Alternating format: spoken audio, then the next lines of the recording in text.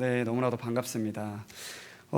저와 함께 이제 요한복음 말씀을 보신 지가 벌써 조금 지나고 있는데요.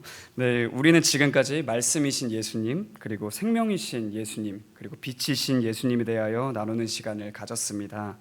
오늘은 이어서 6절부터 13절까지의 말씀을 같이 보도록 할 건데요. 네, 오늘 함께 읽은 구절 중에 첫 번째 구절인 6절은 세례 요한에 대한 이야기로 시작됩니다. 네, 저자는요, 이 세례 요한을 하나님께로부터 보내심을 받은 사람 이렇게 소개를 합니다. 네, 여기서 말하는 보내심을 받은으로 번역된 헬라어는 아페스탈메노스라는 단어입니다. 네, 우리는 이 단어의 좀 이런 원어가 갖고 있는 용례를 알면 좋을 것 같습니다. 신약 성경에서는 이렇게 무언가를 보낼 때 두 가지 단어를 이용합니다. 보내는 행위와 관련한 단어가 두 가지가 있는데요. 네, 하나는 아포스텔로, 그리고 하나는 펜포라는 단어입니다. 자, 이 펜포라는 단어는요, 일반적으로 그냥 보낸다라는 의미를 가지고 있지만, 아포스텔로는 특별한 보냄을 의미하고 있습니다. 네, 이 아포스텔로, 이 특별한 보냄의 분사형이 오늘 본문에 사용된 아페스탈메노스라는 단어입니다. 그러니까 이 요한복음의 저자는요, 세례 요한이 구약의 선지자들에 이어서 하나님의 구속사에 어떠한 특별한 목적을 가지고 이 세상에 아주 특별한 존재로 태어났다, 이렇게 강조를 하고 있는 겁니다. 자, 그리고 그렇게 특별한 존재로 태어난 자의 이름을 요한이다, 이렇게 소개를 하는데요. 자, 요한이라는 이름의 뜻을 우리가 알면 참 좋을 것 같습니다. 자, 이 요한이라는 이름의 뜻은 무엇이냐면 하나님의 은혜로운 선물입니다. 자, 이 이름은 누가복음 1장 13절을 보면요, 천사가 직접 지어준 이름인데요. 자, 하나님의 은혜로운 선물이라는 이 이름은 자, 우리가 두 가지로 생각해 보면 너무나도 좋을 것 같습니다. 자, 일단 요한의 부모는요, 사가랴와 엘리사벳이었는데요. 이 부부는 나이가 굉장히 많았습니다. 그래서 자녀를 낳을 수 있는 나이가 이미 아니었던 거죠. 그러니까 잉태를 할 수 없는 그들에게 아들이 생겼습니다. 네, 얼마나 기뻤겠어요. 그러다 보니까 이 아들은 이 부부에게 너무나도 당연하게 하나님의 은혜의 선물이었던 거죠. 그런데 여기서 그치지 않고 더 나아가서 이 요한의 출생은 우리와 같은 모든 사람에게도 하나님의 은혜로운 선물이 되는 겁니다. 자, 메시아께서 오실 거다, 메시아께서 이 땅에 오신다, 이 너무나도 복되고 기쁜 소식, 이 복음을 전할 자가 이 세상에 딱 태어나게 된 겁니다. 이것은 우리에게도 너무나도 은혜로운 이야기인 것이죠. 예수 그리스도의 복음이 얼마나 귀합니까? 이 복음의 소식을 가지고 이렇게 태어나서 우리에게 이런 복음의 소식을 전할 요한은 그들의 부모뿐만 아니라 우리와 같은 모든 사람들에게도 너무나도 아름다운 은혜의 선물인 줄 믿습니다. 그런데 너무나도 감사한 건 뭐냐면요, 하나님의 자녀로 부름받은 우리 모두도 이 세상을 향해서 예수 그리스도의 복음을 전하는 자라는 특별한 직분을 받게 되었다는 겁니다. 그러니까 오늘 우리 모든 성도님들도 요한처럼 세상을 향한 하나님의 은혜로운 선물로 내가 이 세상에 보내졌구나 라는 마음을 가지고 돌아가셨으면 너무나도 좋겠습니다. 자, 다시 한번 6절부터 8절까지 말씀을 한 목소리로 읽어보도록 하겠습니다. 6절부터 8절 같이 읽겠습니다. 하나님께로부터 보내심을 받은 사람이 있으니 그의 이름은 요한이라. 그가 증언하러 왔으니 곧 빛에 대하여 증언하고 모든 사람이 자기로 말미암아 믿게 하려 함이라. 그는 빛이 아니요 이 빛에 대하여 증언하러 온 자라. 아멘. 자, 그런데 조금 재밌는 사실이 여기서 발견이 됩니다. 자, 요한복음의 저자인 사도 요한은요, 이 세례 요한을 하나님께 특별히 보냄받은 자다, 이렇게 독특하고 강조해서 특별하게, 아주 강하게 특별한 느낌을 줘서 소개해놓고 다른 복음서들하고 다르게 딱 여기까지만 합니다. 다른 복음서들에서는 세례 요한을 회개의 전파자로서 보다 더 중요하게, 훨씬 더 중요한 인물로 계속해서 소개를 하는데요, 요한복음에서는 세례 요한을 소개할 때 그를 말씀이신 예수님을 증언하는 자, 여기서 딱 끝내버립니다. 왜 그랬을까요? 자, 저자인 사도 요한은요, 다른 어떤 것보다도 자신의 이 글을 통해서 예수 그리스도의 신성만을 강조하고 싶었던 겁니다. 자, 많은 연구들을 보면요, 사도 요한이 그럴 만한 이유가 있었던 것으로 보입니다. 자, 역사적으로 당시에 예수님보다 이 세례 요한에게 푹 빠져가지고 세례 요한을 훨씬 더 높은 자리에 두려고 했던 사람들이 있었던 것으로 보여지기 때문이죠. 자, 이 부분에서 우리가 꼭 한 가지를 같이 생각하고 강조하고 넘어갔으면 좋겠습니다. 자, 그 당시에 세례 요한을 사람들이 과도하게 높였던 것과 마찬가지로 우리도 자기도 모르는 사이에 사람을, 특정한 어떤 사람을 예수님보다 높은 자리에 두기가 너무나도 쉽다는 겁니다. 특히나 우리가 누군가를 사랑하거나 누군가를 동경하거나 존경할 때 이런 일이 쉽게 일어납니다. 그러나 어떠한 존재도 예수님의 지위를 절대 침해해서는 안 됩니다. 예수님은요, 창조주시고요, 우리 모든 사람은 피조물일 뿐입니다. 그렇기 때문에 우리는 당연히 사람이 아니라 예수님만을 높여야 되는 줄 믿습니다. 성도님들, 혹시 살아가시면서 주변에서 훌륭한 그리스도인을 보신 적이 있으신가요? 혹시 그러면 또 존경스러운 그리스도인들을 만나신 적 있으신가요? 우리는 손쉽게 그런 분들을 자꾸 만나볼 수 있게 됩니다. 그렇다면 우리는 그때 어떻게 해야 될까요? 너무나도 존경스러운 분을 만나고 너무나도 닮고 싶은 분을 만나고 너무나도 좋은 분을 만났을 때 우리는 그 사람 자체를 높이는 것이 아니라 그 사람 안에서 역사하고 계시는 예수님을 높여야 되는 줄 믿습니다. 자, 누군가가 아무리 훌륭하고 존경스럽더라도 그분은 예수님의 작품입니다. 그리고 예수님의 솜씨죠. 그러므로 언제나 예수님을 가장 높은 위치에 두는 우리가 되었으면 좋겠습니다. 자, 다시 한번 강조드리지만 모든 사람은 예수님이 될 수 없습니다. 빛이 될 수 없어요. 네, 빛이 되고 싶어도 사람은 절대 빛이 될 수 없습니다. 예수님께서는 마태복음 11장 11절에서 이 세상에 태어난 모든 사람 중에 세례 요한보다 큰 자가 없다 이렇게 얘기했으나 그런 세례 요한조차도 빛이 될 수 없다고 오늘 이 저자는 얘기하고 있습니다. 빛은 오직 예수님뿐인 줄 믿습니다. 우리는 절대로 어떤 사람을 놓고 빛처럼 생각해서는 안 됩니다. 근데 제가 이렇게 말씀드리면 나는 그런 적은 없는 것 같은데 이렇게 생각하실 수도 있겠습니다. 그런데 우리는 너무나도 쉽게 예수님보다 사람을 우선순위에 두고 높이고 심지어는 빛처럼 여기곤 합니다. 지금 제 나이대에는요, 연애를 하거나 하면 그 사람을 예수님보다 우선순위에 두기가 굉장히 쉽습니다. 네, 다들 경험해 보셨을 거예요. 네, 그리고 또 이제 많은 부모님들께서는 너무나도 자녀가 사랑스럽다 보니까 이 자녀를 예수님보다 우선에 두기가 너무나도 쉽습니다. 저는 아직 자녀가 없어서 그 마음이 어느 정도인지는 정확히는 잘 모르겠지만 확실한 건 예수님이 반드시 우선이어야 한다는 겁니다. 저번 시간에 말씀드린 것처럼 생명이신 예수님이 계시지 않았다면 여러분들께서 너무나도 사랑하시는 그 사람, 너무나도 사랑하시는 그 아들, 너무나도 사랑하는 딸 모두 다 이 세상에 태어날 수조차 없었습니다. 모든 생명의 근원은 예수님께 있는 줄 믿습니다. 성도님들 모두 다 너무나도 소중한 사람들이 있으시죠. 그 소중한 사람이 이 세상에 태어나게 해주신 분이 다름이 아니라 예수님이십니다. 그러니까 다 예수님의 작품이고 다 예수님의 솜씨인 거죠. 그러므로 늘 모든 감사를 예수님께 돌리시는 여러분이 되시기를 간절히 바랍니다. 자, 이번에는 9절부터 11절까지 말씀을 같이 읽어보도록 하겠습니다. 9절부터 11절 같이 읽겠습니다. 참 빛 곧 세상에 와서 각 사람에게 비추는 빛이 있었나니 그가 세상에 계셨으며 세상은 그로 말미암아 지은 바 되었으되 세상이 그를 알지 못하였고 자기 땅에 오매 자기 백성이 영접하지 아니하였으나. 아멘. 자, 요한복음의 저자는요, 의도적으로 8절에서는 세례 요한은 빛이 아니다 이렇게 강조를 하고 9절에서는 정반대로 예수님을 참 빛이시다 이렇게 소개하고 있습니다. 그리고 이런 참 빛이신 예수님께서 이 세상에 오셨다는 것을 말합니다. 이 세상을 비추러 성육신에서 오신 우리 예수님을 말하고 있는 것이죠. 자, 그런데 10절을 보면 세상은 이 예수님을 알지 못한다고 합니다. 그것도 우리를 지으신 분인데 알지 못한다고 합니다. 이게 정말 재밌는 일이죠.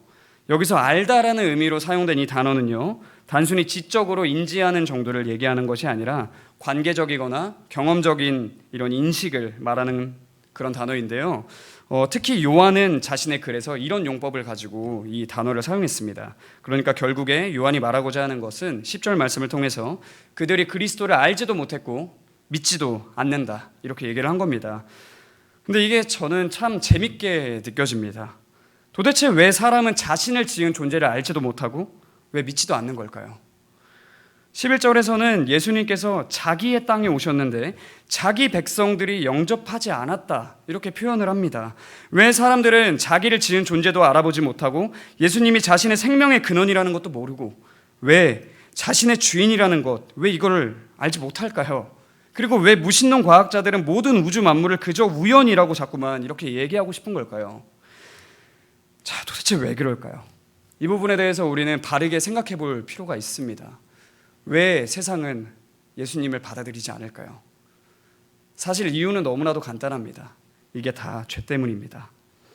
우리가 죄의 눈이 가려져서 예수님을 구주로 알아보지 못하는 것이죠. 자, 프랑스의 폴 자네라는 철학자가 있는데요. 그분은 이렇게 말했습니다. 우연이란 우리의 무지에서 고안된 의미 없는 말이다. 네, 우리의 이러한 무지, 예수님을 알아보지 못하는 이런 무지함은 전부 다 죄의 결과입니다. 이 세상 어떤 것도 예수님 없이 이루어지는 것이 없습니다. 다 예수님을 통해서 이루어지고요. 모든 것이 다 예수님으로 말미암아 운행되고 이 세상이 흘러가고 있습니다. 그런데 우리가 그걸 잊고 우연에서 무언가를 찾고자 한다면 그게 무지함이고 죄의 결과입니다. 자, 그럼 죄의 문제가 해결돼서 우리가 다시 무지함에서 벗어난다면 어떤 모습이 될까요?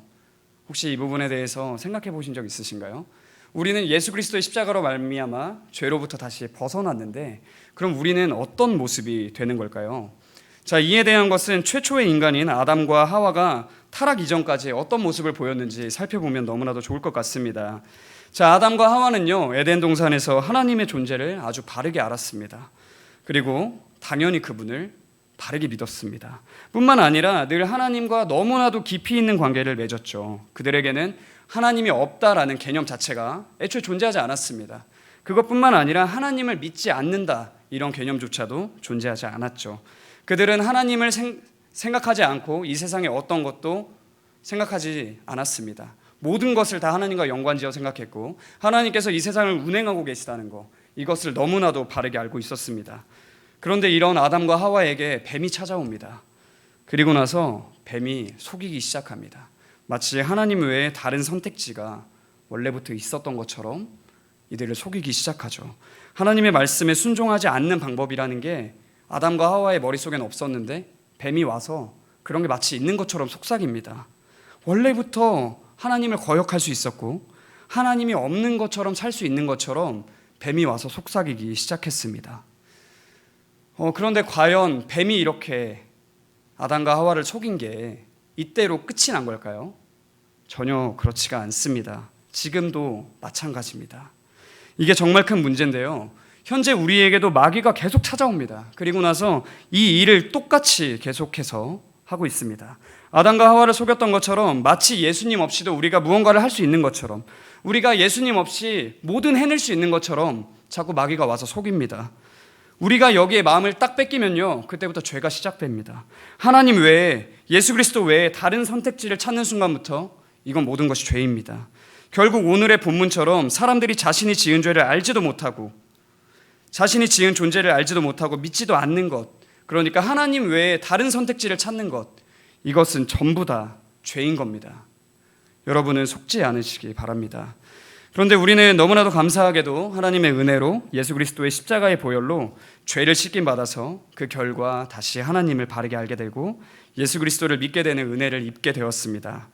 그런데 이게 말이죠, 우리가 뭔가를 막 잘해서 이렇게 된 게 아닙니다. 이것은 전적으로 하나님의 은혜입니다. 우리가 무지함을 벗고 참된 진리를 거저 깨닫게 됐으니까 우리는 이제 너무나도 감사한 마음을 가지고 살아야 합니다. 그리고 감사함으로 죄를 씻김 받았으니까 타락 이전에 아담과 하와가 어떤 모습으로 살았었는지 그것을 생각하면서 우리가 그런 모습을 가지고 살아야 됩니다. 하나님 외에는 다른 어떤 선택지도 없다는 생각을 가지고 우리가 살아야 마땅한 겁니다. 자, 우리에게 주어진 선택지는 하나님밖에 없습니다. 이 부분에 대해서 너무나도 강조드리고 싶습니다. 우리의 선택지는 예수님밖에 없습니다. 이것이 오늘 우리가 이 시간 이후로 우리의 입술에서 쉬지 않고 나오는 고백이 되길 바랍니다. 자, 이번에는 12절과 13절 말씀을 한 번 더 같이 읽어보도록 하겠습니다. 12절부터 13절 같이 읽겠습니다. 영접하는 자, 곧 그 이름을 믿는 자들에게는 하나님의 자녀가 되는 권세를 주셨으니 이는 혈통으로나 육정으로나 사람의 뜻으로 나지 아니하고 오직 하나님께로부터 난 자들이라. 아멘. 네, 우리는 예수 그리스도를 영접한 자, 그리고 그 이름을 믿는 자입니다. 그런 우리에게는 세상에 갖지 못한 너무나도 특별한 그 무언가가 있는데요. 바로 하나님의 자녀가 되는 권세입니다. 자, 우리가 하나님의 자녀는 도대체 어떻게 된 걸까요? 자, 사도 요한은 여기서 하나님의 자녀가 되는 것이 온전히 하나님께서 주관하시는 것이고 전적으로 하나님의 은혜인 것을 강조합니다. 그리고 이 강조를 위해서 인간의 출생과 하나님으로부터 나는 것이 어떤 차이를 갖고 있는지 비교를 합니다. 하나님으로부터 난 자가 되는 것과 사람으로부터 태어나는 것이 완벽하게 다른 방식이다, 이것을 보여주기 위함인데요. 자, 13절 말씀을 한 번 더 같이 읽어보도록 하겠습니다. 13절 읽겠습니다. 이는 혈통으로나 육정으로나 사람의 뜻으로 나지 아니하고 오직 하나님께로부터 난 자들이니라. 아멘. 자, 여기서 혈통 이렇게 번역한 단어는 일반적으로 번역을 하면 핏방울들 이렇게 번역이 됩니다. 그리고 이는 아이를 낳은 부모의 피를 언급하는 건데요. 그리고 육정은 되게 간단하게 성적인 욕구를 가리킵니다. 그리고 여기서 사람이라고 번역된 부분은 원어로 남성을 가리키는데요. 그러니까 하나님께로부터 난 자가 된다는 것은 피들의 결합도 아니고 육체의 정욕에 의한 것도 아니고 남편에 의한 것도 아니다, 이렇게 말하고 있는 겁니다.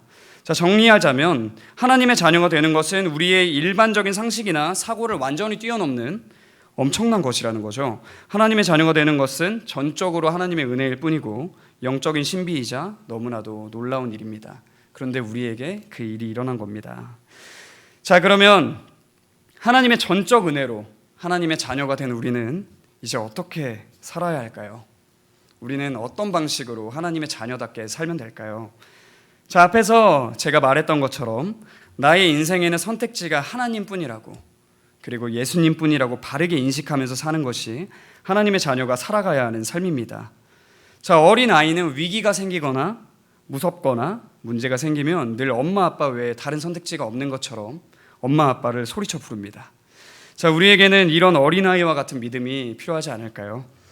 자, 우리는요, 문제가 생기거나 두려움이 생기거나 고난이 생기거나 너무나도 고통스럽고 절박한 상황이 생겼을 때 어린아이가 다른 선택지를 생각하지 않고 엄마 아빠만 무조건 소리치며 찾는 것처럼 예수님을 찾아야 됩니다.